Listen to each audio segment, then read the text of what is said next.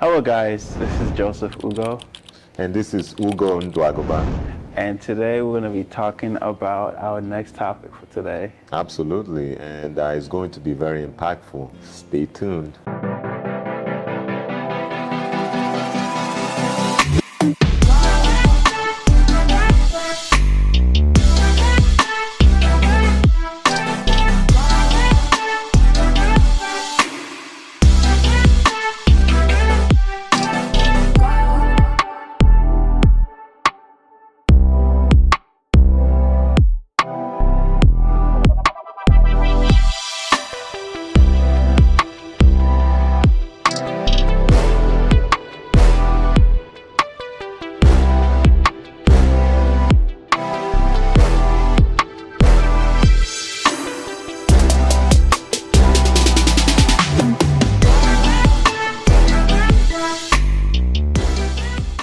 For the last time we did the first episode, Yes. you mentioned that there was something that you wanted to share with people from, that could benefit them. A lot of people think success is about what you know. That's the common preconception, right? But what if I switched it a little bit and told you success is not what you know, but who?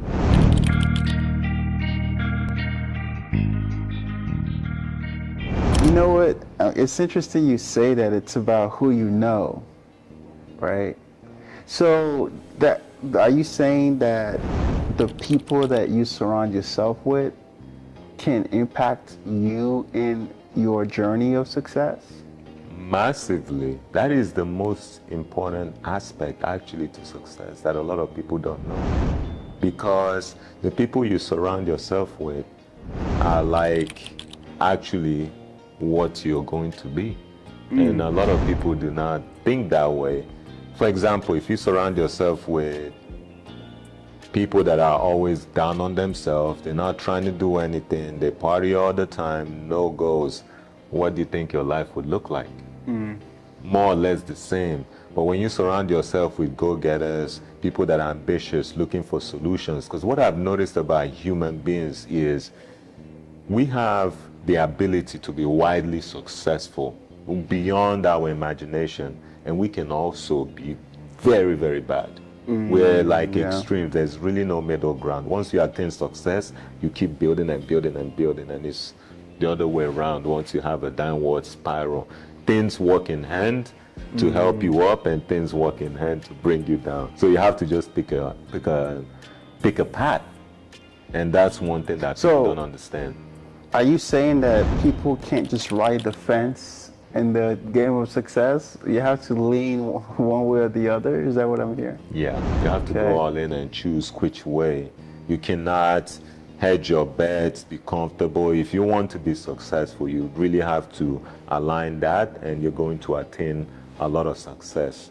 Or at least, even if you don't achieve what you're striving for, you would be comfortable where you're headed. But I kind of need people to change the mindset a little bit of it's what you know. Some people think you have to, it's great to read books and everything, but some people think they have to figure it out by themselves. But if you find somebody that has been there and they have a blueprint to get there, that is the quickest way to be successful. They literally tell you what you need to know, and you get there. You just follow exactly what they tell you, and you improvise a little bit, and you're right there.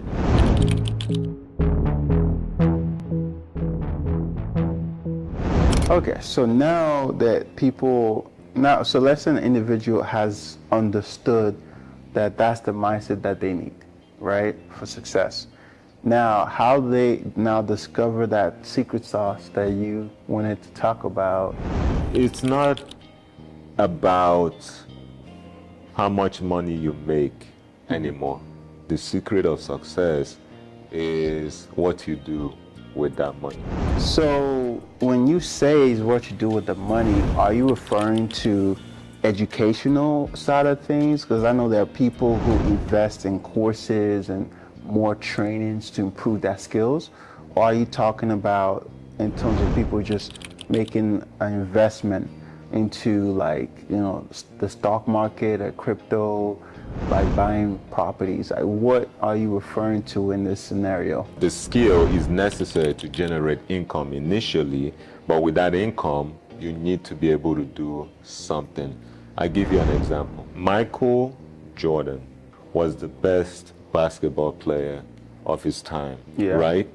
And he did something unlike other athletes. He created a legacy that lived beyond him. Rather than just playing basketball, which is his skill, his God-given talent, and retiring and maybe keeping his money or living off of it, he created Jordans, the business franchise that even when he wasn't utilizing his skill anymore, it was still benefiting him. So he made an investment in himself, in his brand, and that transcended his skill and even got bigger than it.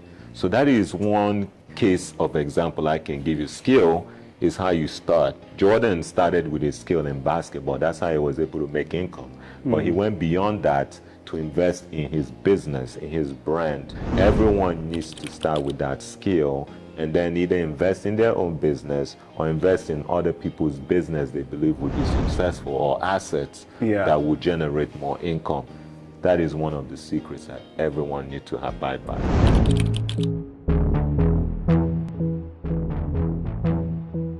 I'm gonna play devil's advocate a little bit, right? Great. Because I understand investing in your business is absolutely important, right? Investing in, systems, I think that's what you're saying, can really get you the success you want. But some people don't know that. Some people don't know about how to. There's the how-to barrier, right? So how can you help those people bridge the gap that I don't know how to invest in my business the right way, or how to invest in the stocks or the systems, like that's one of the biggest challenges, you would admit, a lot of people have. Yeah. Because even if you want to be like Michael Jordan, right? You want to have something that could last beyond your skills, it's still somewhere you have to get that knowledge.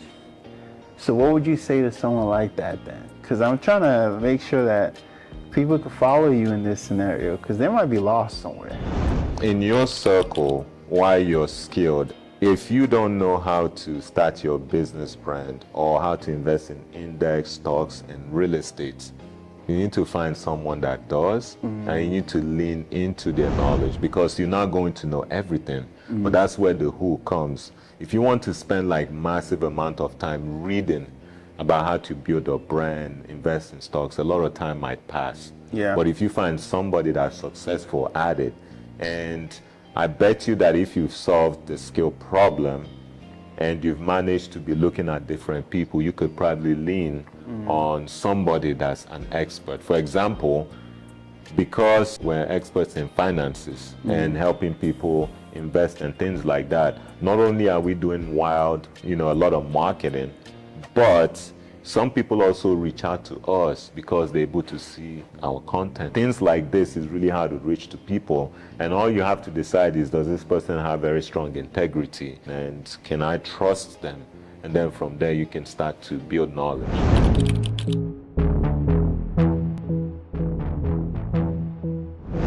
Okay. So as you explain the secret, you're basically leading people in the steps. So what's the next thing that you're gonna add in that as you explain it to them? So we know about the connection, get around individuals who are where you're trying to get to, right? Now, you're talking about not investing in certain items. So what's the next thing that they could utilize in that journey for that information? That success info that you wanted to drop on people. Something else that I encourage people to do is to make sure that you have a little bit of a plan. Do not freestyle on everything. And what I mean by that is freestyle. Yeah, freestyle is like just kind of coast and hope that something sticks. Throwing things against the wall and hoping that it's, oh my goodness. And I also don't necessarily think that if you find something a little bit risky, you should put all your money into it. Every goal is on a case-by-case basis. It really depends on the individual. How successful do you want to get? You should follow a system where, based on your age, you are able to take more risk because you can recover from a total loss.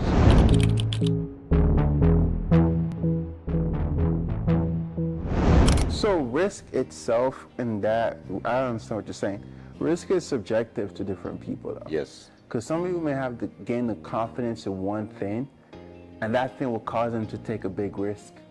And some people, risk is more of a fear thing. Like, I don't want to lose everything, right?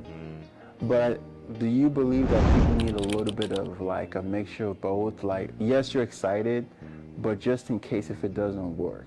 The type of risk that you mentioned where people are more sure, they do more research, is like having more conviction.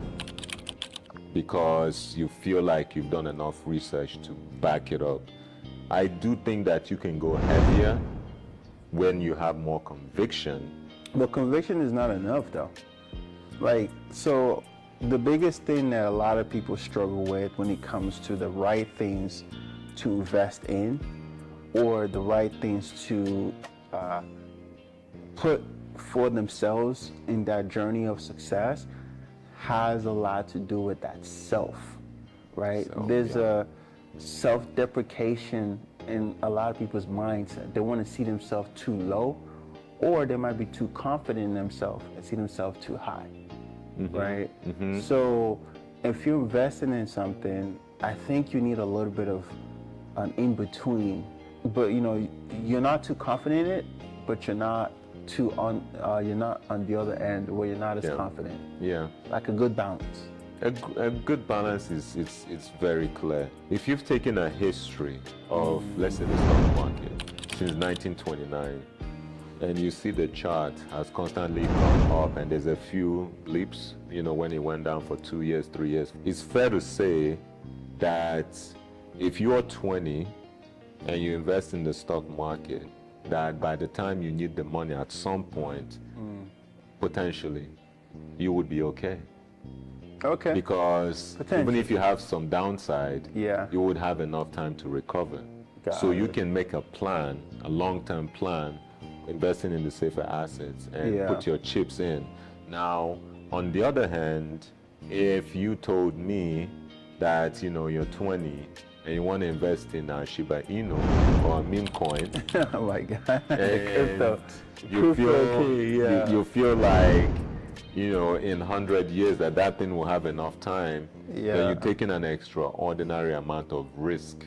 Before you make an investment, you have to assess the historical performance and track it and see, you know, if it works in your favor. And then for the ones that could be widely successful, highly risky, you put money that you're willing to lose. But if it blows up, it's kind of like, it's not a lottery, but it's almost like a lottery. Yeah. Well, I understand that. So basically, it's kind of makes me think about crypto, though. Initially, when people heard about crypto, there was no history. Yes. So the ones who took that risk did benefit. So I guess in that scenario, that wouldn't work then. Or would it? What wouldn't work? Like the whole past performance, because initially when crypto came out, a lot of people did not know about past performance of crypto. So, but it blew up. Yes, if you put all your money when Bitcoin came out, you were. But how would people know that though? That's the thing. You were a billionaire if it came out. However, what if you went to zero? You lost everything. I guess the thing I never understood. But if you had put, here's the key thing. Okay. If you had $10,000. And you put 5% of that money into Bitcoin. Okay. 5% of 10,000 is what, $500? I think. Yeah. It's fair to say $500. If you left it, you know, you bought it in 2009 and left it, by now you would have 100 million. Now my question to you, the audience watching, is if you took all your money, every single money you had in your life, and you put in Bitcoin, and Bitcoin, you know, you had 10,000, and Bitcoin did, let's just say 10 times, would you still wait till it went to $1 million, or would you take out your money? I don't know, man. Would you really You'll wait? probably- Unless you're in a coma, feel there's like- no I way feel you as would though- have waited this whole I time. feel like the whole crypto thing, it could be a whole episode for us. It could. Yeah.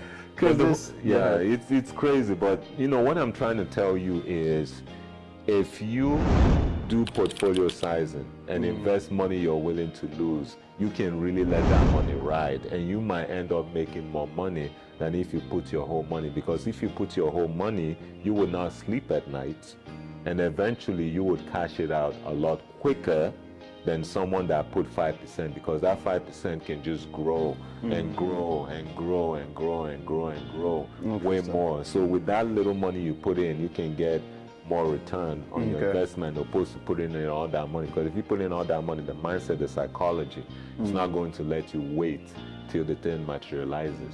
That's what's important. All right, so I would say, crypto is obviously your biggest thing. Well, it's not biggest thing, I said that wrong.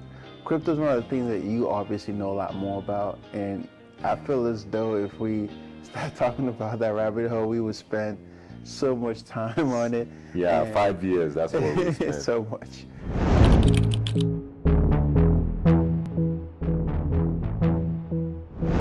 All right, so we'll kind of come to a full conclusion. So just following on the points, right, is the initial discussion of if you want to change your situation financially speaking, right? Yes. You want to get around people first who are where you want to be at. So that's networking, Yes. okay?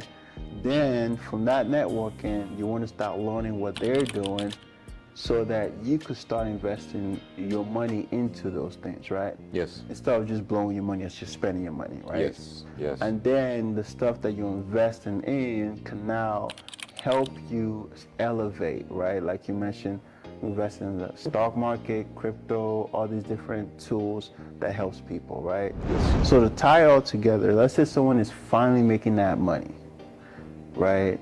They've already gotten around the people that have the items that they're looking for, right?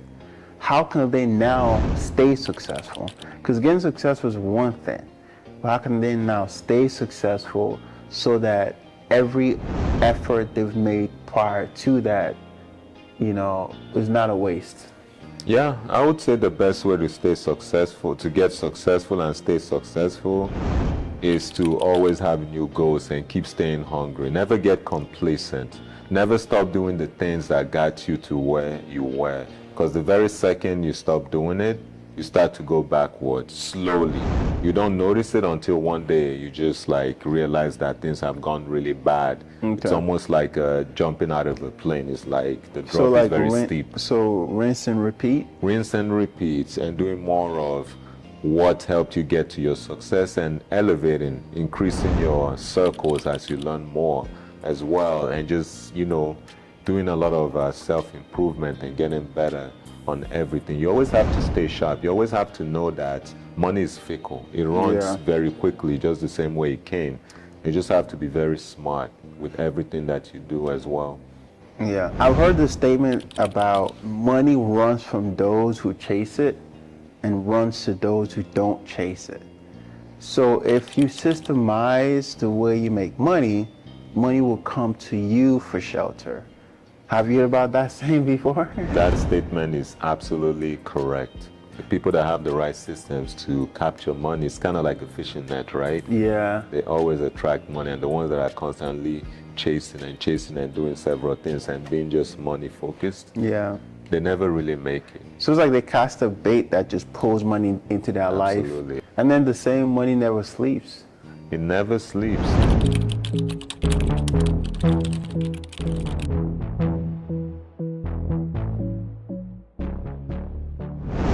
Yeah. Well, that's it for today's discussion. Hopefully that was helpful to you guys who are watching, and hopefully you could leverage some of that information to your advantage.